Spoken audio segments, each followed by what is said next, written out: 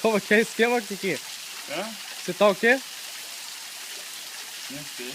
Tá preparado pra se molhar? Vai lá. Eu tenho certeza que quando chegar lá na pontinha vai começar a balançar o gás. Tá ligado? Você vai tentar pular na pedra, vai escorregar. Mas se eu fizer a força, o galho vai pra trás. E aí você fica. É. Se eu fosse você, eu não faria. Porque você cai de boca lá. Ó a cor da pedra. Verdinha. Ai, ai, ai. O Caio vai cair, velho. Eu tenho certeza disso. Gestor! Ajuda esse filho.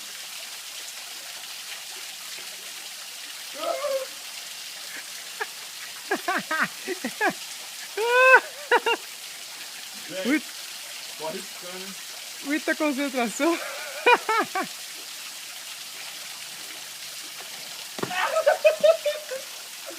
Que medo, moleque! Ele é corajoso demais. Ai, eu caí de bunda na água gelada. Que... Só pra ter uma noção assim, ó.